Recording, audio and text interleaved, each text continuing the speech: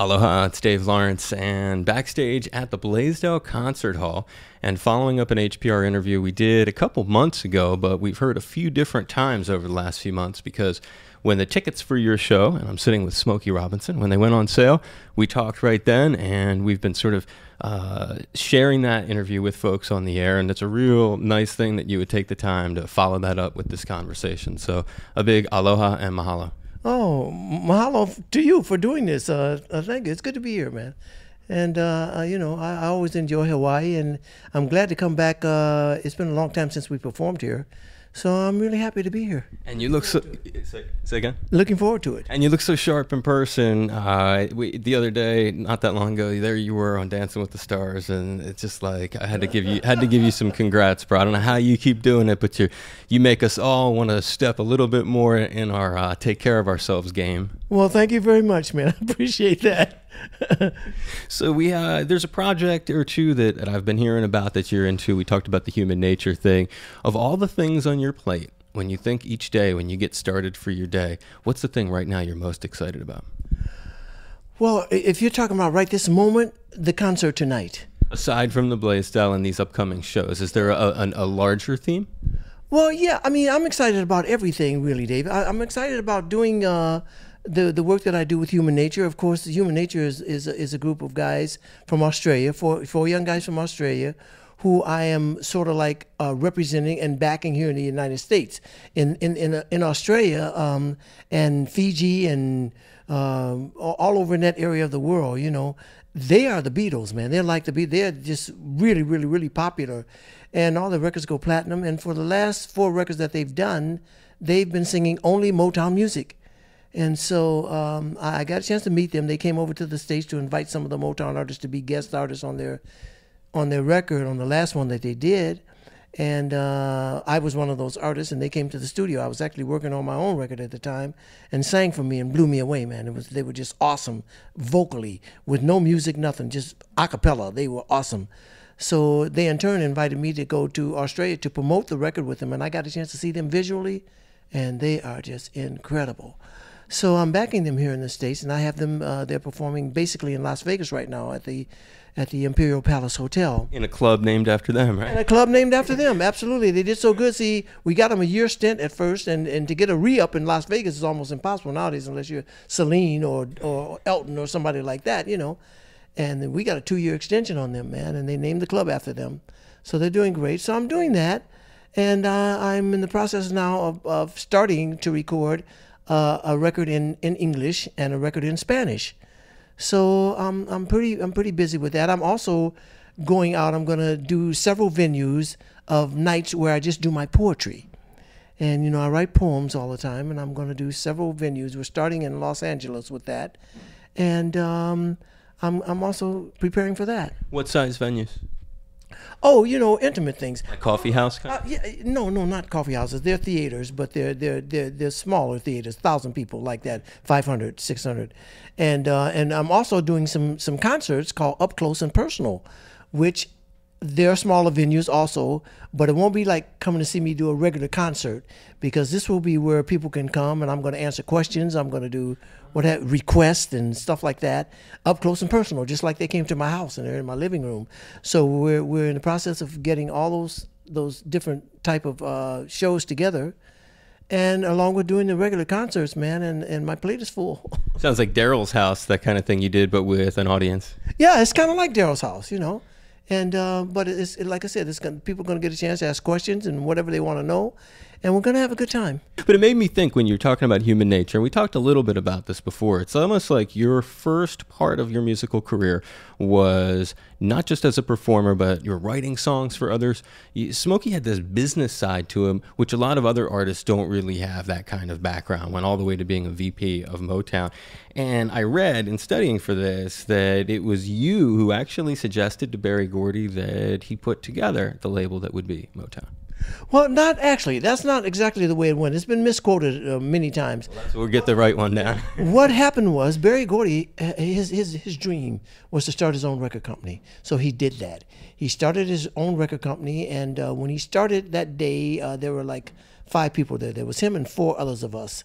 And he said he was going to start his own record company, and we were not just going to make black music. We were going to make music for everybody, for the world, he said. And we're going to make music with some great beats and some great stories, and we're always going to make quality music. So that was our goal. That was our starting point. That's what we set out to do. And we were local.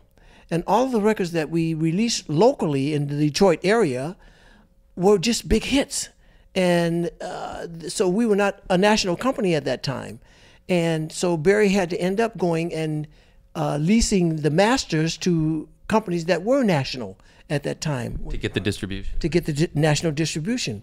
So one day, and nobody was really paying properly. So one day I just went to his office and I said, hey, the Miracles and I were getting ready to come out with a new record called Way Over There. And I went to his office and I said, hey man, I said, you should just go national with this record, because nobody's paying us properly anyway, so we might as well just try it ourselves. And he said, you really feel that you have that kind of confidence in me? I said, yes, I do. So Way Over There by the Miracles was the first national record from Motown Records. So that's how that story works out. So you were crucial in a way, because from there it was like almost a snowball effect in terms of national exposure for that label. Well, yeah, and he's my best friend, and he's my best friend right now as we speak. And so, he and I have been through a lot together, and we're still standing. Was it hard you were sort of like, your talents were in 2 different areas. Describe how you tapped your skills as both a performer and a songwriter for so many other artists. There are so many different people who have benefited from those skills. But at the same time, you were a performer, right? And leading a band. Was there a clash at all to try to do these multiple roles in your life, or did they naturally dovetail into each other?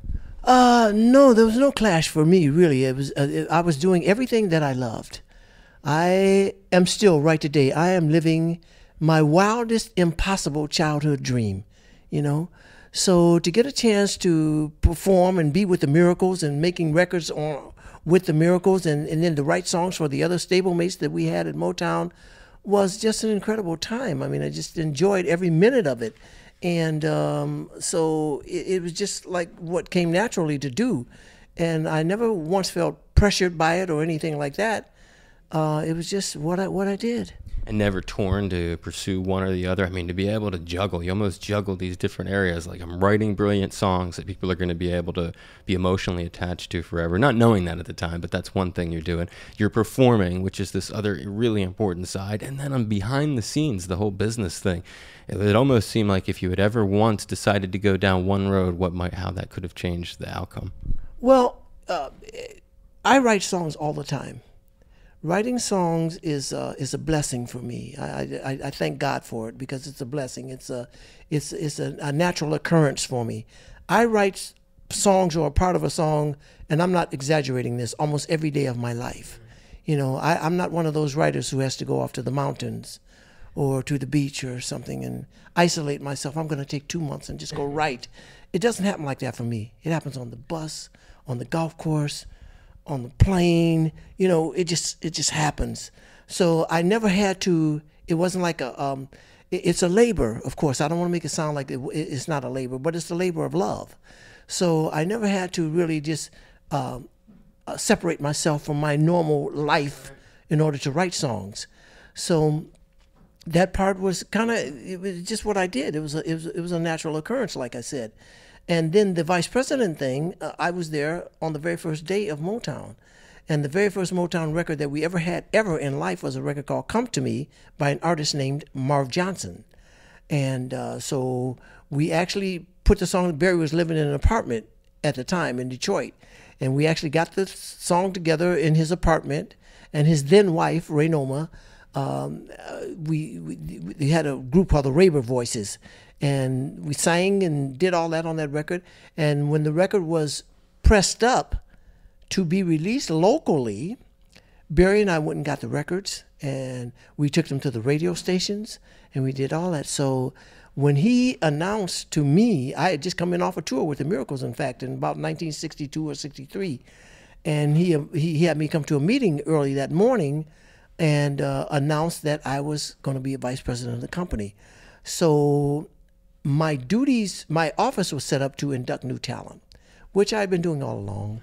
And all the other stuff I've been doing, you know, like being involved with the records, and everybody boxed up the records. We did everything in the early days because there was only 5 people, you know. So that wasn't a big switch over for me either, to become a vice president and to do that. And so it basically was just, my life was flowing rather than it being friction, or I couldn't decide which one I wanted to do, this or that or whatever it was. It all just flowed together, which was just like wonderful. And as a sort of a final note, and I'm grateful, by the way, for your time. I really do appreciate that. You're doing this too, man. And you've always been cool with me, and I really appreciate you doing what you do. And thank you very much. You're welcome for that. When you think of the focus for, you've done all these things where other artists have played your songs. In the future, is there any other goals that you sort of like you've come to realize you want to do them only because of so many things you've accomplished, because you've checked off so many things along the way? Is there anything that's occurred to you, maybe in the last several years of your life, maybe since writing books, where you say to yourself, you know, I really would like to maybe work with this person or explore, like you did with the multiple language thing? That could be the answer to it. Something like that, something yet that gnaws at you that you want to accomplish. I would like to have a great part in a great movie. I'm not talking about a starring role or anything like that, just a great part in a great movie. I would like to do that. I would like to break 70 playing golf. Shoot me a 69 or a 68 or something like that. I'd like to do that too. We're rooting for you, brother. Thank you so much for taking time for us. Thank you very much. I appreciate it every time with you, man. Thank you so much, Dave.